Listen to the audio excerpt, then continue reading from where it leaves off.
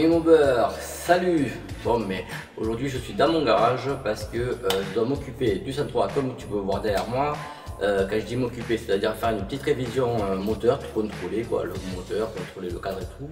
Parce qu'en fait, ce week-end, si tu préfères, ce week-end, il y a la bourse aux pièces à la Cassagne. C'est la première fois que j'y vais, donc je prépare le 103 pour y aller. Je suis un petit peu dégoûté parce que je pensais que j'aurais eu le temps, tu vois, comme j'avais dit dans une vidéo précédente, que je pourrais le finaliser ce 103 parce que tu vois là, comme il est derrière, il n'est pas fini, hein. La couleur n'est pas terminée, c'est pas celle-ci, la couleur définitive, il y a plein de trucs qui manquent encore, la selle n'a pas été changée, tu vois, ce style-là, bon, les amortisseurs je les ai, mais je ne sais pas encore monter. Ça, je le garde vraiment pour le projet fini, tu sais, vraiment, voilà. Du coup, là, ce qu'on va faire, hein, on va s'occuper du moteur. Bon, comme tu peux voir, quoi, le moteur, lui, a déjà été démonté, il a été même ouvert. Je l'ai contrôlé, pourquoi? Parce qu'en fait, si tu préfères, ce moteur, il faut le savoir quand même, là-dessus il y a un kit Doppler quoi. Il faut savoir aussi que ce moteur, la dernière fois que je l'ai utilisé, c'était pour la sortie de Trainian qui était octobre dernier, et depuis j'ai pas réutilisé le moteur. Il faut savoir aussi que pendant la sortie de Trainian, comme on était nombreux, comme il y avait tu vois pas mal de monde et tout, si tu préfères, en fait à deux reprises je me suis un peu oublié, tu sais, c'était l'enthousiasme quoi. J'ai accéléré 2-3 fois, on va dire, j'ai tiré vraiment un peu la bourre avec ce moteur. Et sachant que j'ai pas terminé le rodage, et il y a eu deux micros, mais vraiment micro coupures là-dessus sur ce moteur. Et là, comme je m'en vais avec le 103, tu vois, pour la sortie de la Cassagne aussi, j'ai préféré l'ouvrir par mesure de sécurité. Pourquoi? Parce que pour contrôler, alors qu'on puisse bien le voir, alors, attends, je vais faire baisser le piston.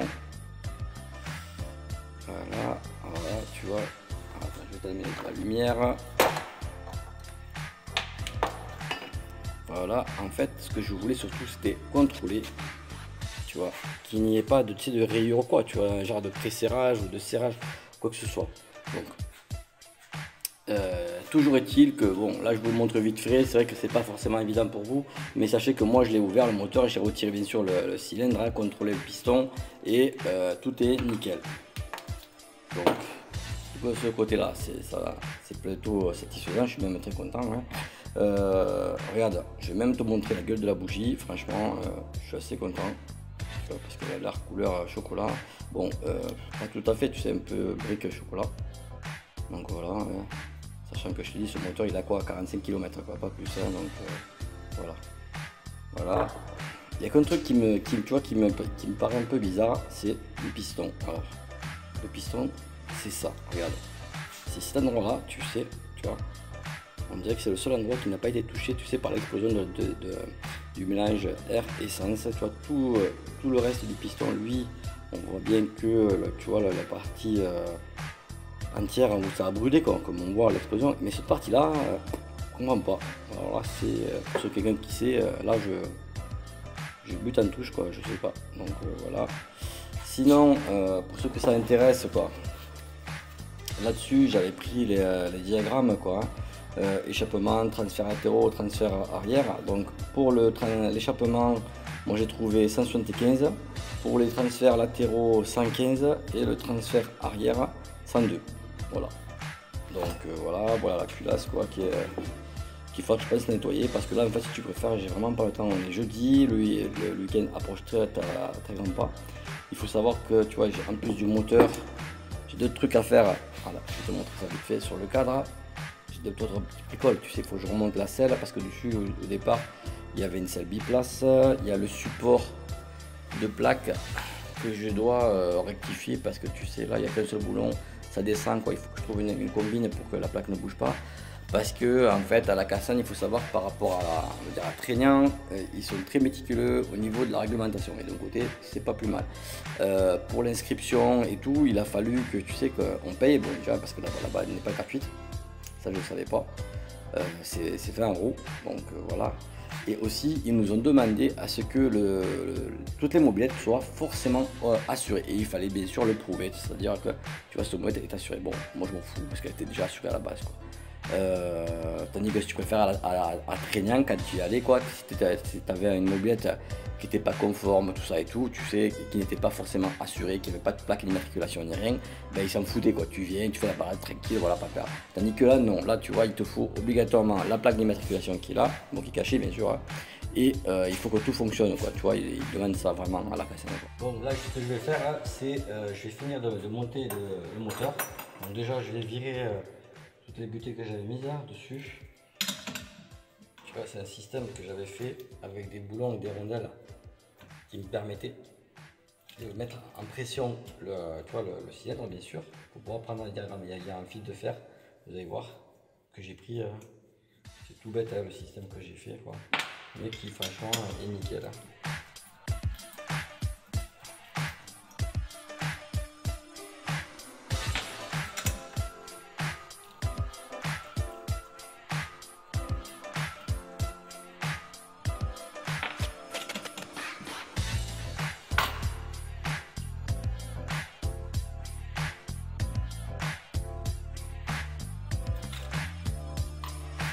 Donc là, on va s'occuper de la culasse.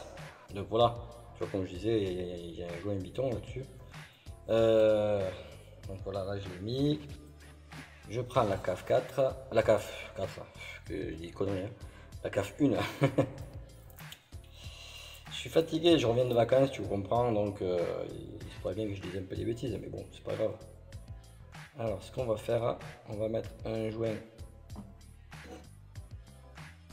de la pâte à joint, bien sûr. Alors que les gars, franchement, c'est vraiment pas simple du tout. Vous pouvez être sûr que le moteur soit parfaitement étanche, tu vois. Il faut vraiment en mettre de partout. Et la mettre vraiment une bonne couche. Ce que je fais, moi, c'est j'évite de dépasser le joint viton, quoi, pour éviter que ça rentre à l'intérieur.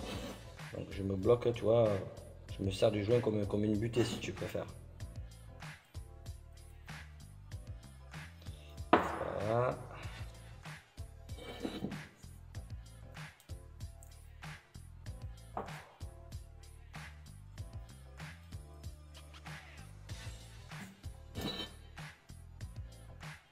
Bien sûr, maintenant, eh ben, on va remonter la culasse.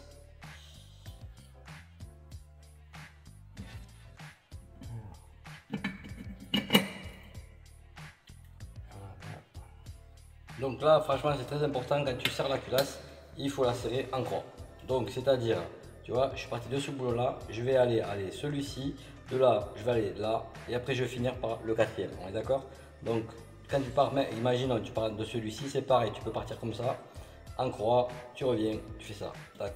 Ou tu peux le faire, tu vois, tac, tac, comme ça. Voilà, il faut toujours en croix. Pourquoi? Parce qu'en fait, le fait de se serrer en croix, quand ça va commencer à chauffer, la culasse sera toujours parfaitement droite. Voilà, la culasse est montée et serrée. Maintenant, je vais laisser sécher, tu vois, la pâte à joint. Pourquoi? Parce que le moteur, je vais le monter en pression et je vais tester l'étanchéité pour voir que si tu préfères, ici, il n'y a pas de fuite à ce niveau-là et au niveau de l'embase entre le cylindre et l'écarteur. Bon, là, je vais m'occuper maintenant du support de plaque d'immatriculation. Le truc qui ne va pas, en fait, c'est cette partie-là. En fait, voilà, vous voyez, je l'ai déplacé exprès. Parce que ici, à cet endroit-là, cette partie-là, cette plaque, elle a été soudée. Et là, le boulot, si tu préfères, il a reculé, en fait, je viens de le voir. Ce qui fait que là, ce qu'on va faire, on va dévisser cette partie-là pour bien sûr la remettre, la replacer sur celle-ci. Pourquoi? Parce que tu vois là, tu as un trou, mais en fait, ce que je vais en faire maintenant, je vais en faire deux. Ça va me permettre à ce que ces deux plaques, quand il y aura ces deux boulons, parce que je vais mettre deux boulons ici, ce que je peux faire, c'est les traques, les deux boulons. Là, sur deux boulons, ça bloque les deux pattes, tu vois, ça ne bougera plus et ça restera à ce niveau-là à peu près. Voilà quoi. L'idée, c'est ça, en tout cas. Voilà. Donc, déjà, on va essayer, comme je disais, tu vois, hop. C'est légèrement un peu, voilà. Vous savez qu'on va aller avancer. On se serre légèrement. Je la remets. Voilà, ici. Voilà. Je vais resserrer. En plus. Voilà, sauf que maintenant le problème, tu vois, on s'aperçoit de suite que le trou qu'on voit apparaître ici et celui qui est derrière ne sont plus alignés du tout. Bon. Pour moi, c'est pas grave, j'ai ce trou de repérage. Je vais m'en servir, je vais faire mon premier trou là et le deuxième à peu près à côté quoi. J'utilise un serre-joint, en fait, si tu préfères, ça me permet de plaquer les deux patates, tu vois, ensemble, et être sûr qu'en même temps, quand je vais commencer à percer à ce niveau-là, elles ne vont pas bouger, ça ne va pas riper ni rien. Donc voilà, j'ai déjà préparé la perceuse. Voilà.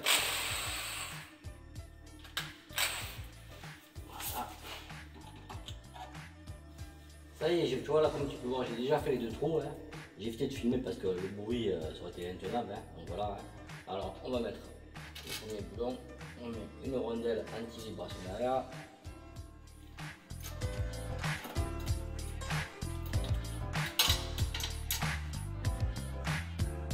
vu du haut, ce que ça donne. Tu vois, il y a une partie qui est fixée sur le bras oscillant. C'est une patte qui a été soudée. Et l'autre partie, comme tu peux voir, elle, je l'ai raccordée directement sur l'amortisseur. Voilà. Alors du coup, l'arrière, voilà ce que ça donne. Tu vois, je me suis inspiré de certaines motos. Je sais pas ce que vous avez déjà vu, quoi. J'ai vu certaines là. Elles avaient ce système-là et moi je trouvais que c'était pas mal. Donc voilà. Alors maintenant, regarde. J'ai beau m'appuyer dessus, grâce aux deux boulons, ça évite le cisaillement. Si tu préfères, ça évite que ces deux parties là, tu vois, coulissent quoi. Maintenant, le deuxième boulon que j'ai rajouté, en fait, que j'ai mis là, bloque les deux barres maintenant. Voilà, tu vois. En fait, je fais ces systèmes là parce qu'à Traignan, quand j'y suis allé, pendant la balade, en cours de route, j'ai eu la plaque qui est arrivée jusqu'ici, tu sais, avec les vibrations, c'est descendu complètement. Donc là, vraiment, c'est nickel, je suis assez content pour ça. Bon, maintenant, je vais passer au test d'étanchéité. Mais avant tout, tu vois, comme tu peux voir, j'ai mis le fameux manchon sur la pipe avec un bouchon en cuivre. Voilà, ça c'est pour boucher l'admission. Ici, on a mis un système qui était à la base et qui servait pour les voitures. Tu sais, c'est pour tester la compression dans les moteurs que j'ai récupéré, quoi. Donc avec un flexible et un embout de valve, quoi. Voilà. Et là, en fait, j'ai mis un bouchon de piscine, quoi, que j'ai rectifié pour le bon diamètre du cylindre. Voilà. Maintenant, le moteur, on va le faire passer là-dedans. Donc là, ce que je vais faire, j'ai une pompe à pied qui est précise, quoi. Alors, je branche la pompe au moteur. Et là, le but, ça va être de faire monter le moteur, tu vois, à 800 grammes de pression et de le laisser une minute et de voir que bien sûr le moteur, tu vois, il n'y a pas de fuite et il n'y a rien que les 800 grammes, il reste pendant une minute. Donc, on pompe, il faut que je touche souvent parce que là, c'est vraiment 800 grammes. 800 grammes, c'est rien du tout. On dirait qu'il y a une grosse fuite parce que je vois déjà perdre l'autre. Donc, je plonge le moteur. J'ai pas mis assez d'eau. Ça, c'est ballot, ça. Donc, moi, ce qui m'intéresse avant tout, tu vois, c'est surtout de voir est-ce que le haut moteur, il y a une fuite ou pas. Parce que je vois, là ici j'ai vu de suite qu'il y avait une fuite. Bon, j'ai un problème avec le collier, je pense qu'il est mort. Hein. Il va falloir que je le change. Mais là, a priori, tu vois, je suis toujours à 800 grammes. Alors, comme tu peux voir, tu vois, l'aiguille, elle est sur 800 grammes. Et là, il n'y a rien qui se passe, tu vois, il n'y a pas une petite bulle ou quoi que ce soit. Comme j'ai déjà eu le cas de figure avec ce moteur. Au bout d'une minute, des fois ça sort. Alors tu as l'impression que c'est une fuite et en fait c'est rien. Hein. Mais sur ce moteur, je sais pas si tu le vois bien là, ici là, à ce niveau là, comme on peut voir, j'ai mis de la résine des deux côtés. Pourquoi? Parce que ça fuyait. Mais c'était vraiment pareil, il y a de la micro fuite. Hein. Il a fallu que je reste 3-4 minutes en mettant une pression, tu vois, de 800 grammes. Même 1 kg je crois j'avais mis ce jour là. Regarde. On revient sur le manomètre et comme tu peux voir, ça n'a pas bougé. Hein. Bon, ça bouge quand même légèrement. Hein. J'ai vu l'aiguille, tu vois, là, maintenant je les vois. Elle a bougé légèrement. Maintenant, il faut pas oublier que j'ai une fuite ici, quoi. Ça, je l'ai vu tout à l'heure quand j'ai mis le moteur par ce côté-ci. Mais là, hein, comme on peut voir, tu as vu. Après avoir fait les tests d'étanchéité, maintenant, ce qu'on va faire, on va sécher le moteur, tu vois.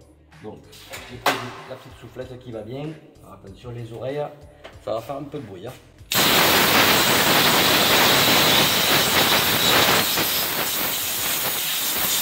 Voilà, c'est fait. Comme tu peux voir, le moteur est monté. Voilà, nickel, franchement. Donc là, il ne reste plus qu'à faire un petit essai de démarrage, voir qu'il n'y ait pas de problème au niveau moteur. Bon, techniquement, il ne devrait pas en avoir. Hein. Mais tu vois, pour éviter toute surprise, quand on sera à la Cassagne là-bas, hein, je préfère faire un essai de démarrage. Donc là, je vais pas le faire ici, je vais le faire chez mon pote Jérôme, hein, parce que vu qu'on part ensemble, je vais l'amener et je ferai un essai sur place là-bas pour éviter de faire du bruit ici dans mon garage. Sinon aussi Rada, tu vois, je vais te montrer. Tu vois, j'ai prévu la caisse à outils, on sait jamais. Et j'ai prévu des serflex, un câble accélérateur et un câble de frein au cas où. Bon, techniquement, ça ne devrait pas péter. J'ai même prévu, tu vois, de la durite mal aussi. Et quelques, tu sais, ça c'est des embouts dash rapide, tu sais, c'est pour la poignée d'accélérateur. Au cas où, j'ai même prévu, tu vois, la petite lampe qui va bien, quoi. Donc voilà. Bon, ça y est les amis, je suis arrivé chez Jérôme, comme tu peux voir, voilà, le 103 il est installé et il est prêt à être démarré. Donc là, on va faire un premier essai, on va voir hein, si ça marche ou pas. J'espère qu'il va démarrer de suite, hein. Franchement, ça serait nickel quoi. Donc, alors avec une seule main, forcément, c'est pas évident. Alors attention, hop, punaise.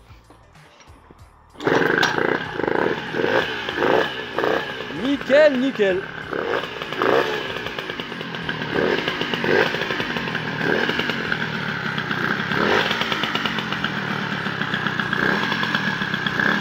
Bon, on dirait que le ralenti n'est pas assez haut.